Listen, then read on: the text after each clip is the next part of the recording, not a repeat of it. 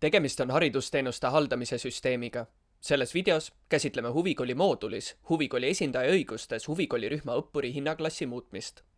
Kui mingil põhjusel on vaja õppuril muuta huvikoolirühmas hinda või hinnaklassi, siis tuleb minna lapsed rühmas vaatesse.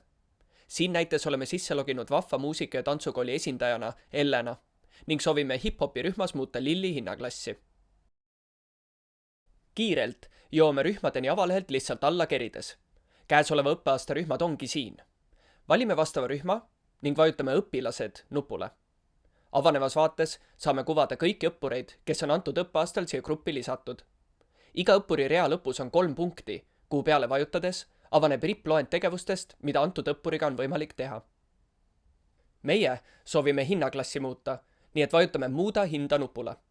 Nüüd avaneb pop-up aken, kus on õppuriga seonduv informatsioon ning ka 2 kohustuslikku välja. Esmalt peame määrama uue hinna kehtivuse alguskuupäeva. Määratava kuupäeva minimaalseks väärtuseks on käesolevale kuule eelneva kuu esimene päev. Ehk 31. juuli puhul on see 1. juuni. Määratava kuupäeva maksimaalseks väärtuseks aga on õppeaasta lõpp ehk 31. august. Pärast kehtiv alates välja täitmist tuleb määrata ka uus hind. Avanevas rippmenüüs tulevad kõik hinnad, mis on konkreetsele rühmale lisatud.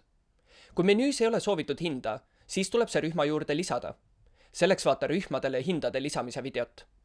Kui oleme valinud uue hinna, siis lisa käskkirja ootele nupule vajutades tekib muudatusest taotlus. Kui varasemalt märgitud andmetega siiski hinnaklassi muutmise soovi ei ole, ütleme, et muudatusse tuli sisse näiteks mõni apsakas, siis on iga kell võimalus taotlus tühistada. See on sellepärast, et muudatus jõustub alles siis, kui käskkiri selle kohta on allkirjastatud. Õppuri juures olev hinnaklass muutub alles muudatuse jõustumisel.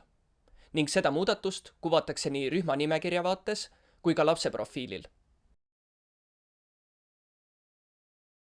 Juhul kui õppuri kohta on juba tehtud hinnaklassi muutmise taotlus, mis ei ole veel allkirjastatud, siis ilmub uue taotluse tegemisel pop-up akna ülemises osas sinise kasti sees ka vastav info. Kui on soov valida teistsugune hinnaklass, siis tuleb esmalt varasem taotlus kas tühistada või allkirjastada.